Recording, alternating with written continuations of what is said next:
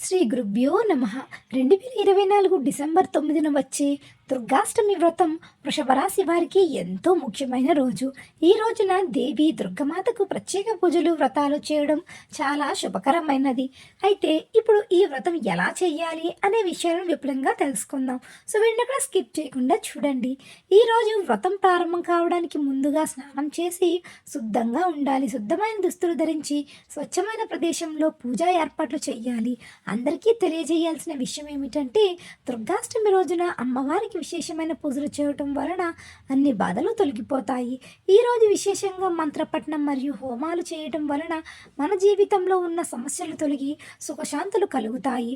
పూజ సమయంలో లక్ష్మీదేవి మరియు ఇతర దేవతలకు ధ్యానం చేస్తూ ఓం దేవి దుర్గాయై నమః అంటూ జపం చేయండి. ఇది మనం చేస్తే అమ్మవారి కృప పొందవచ్చు. వృద్ధులు, పిల్లలు, అనారోగ్యం ఉన్నవారు ఈ పూజల్లో భాగంగా ఉంటే మరింత ప్రదమైన ఫలితాలు వస్తాయి. ఇది చేసే సమయంలో దుర్గాష్టమి ఉత్సవాలకు అనుగుణంగా కొన్ని ఆహార పత్రాలు, పండ్లు, మిఠాయిలు పూజా అలంకారాల్లో పెట్టడం ఉత్తమం. దీని వలన దుర్గామాత యొక్క అనుగ్రహం మనపై పెరుగుతుంది. వృషభ రాశి వారు ఈరోజు దేవీ దుర్గామాతను నమ్మి పూజ చేస్తే అద్భుతమైన శక్తిని పొందగలుగుతారు.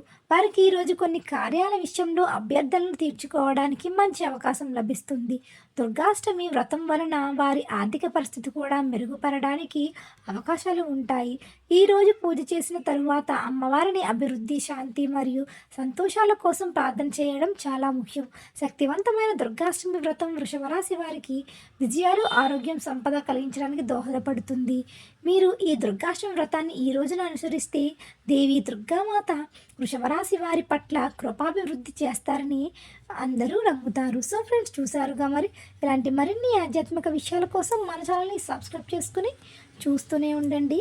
ధన్యవాదాలు.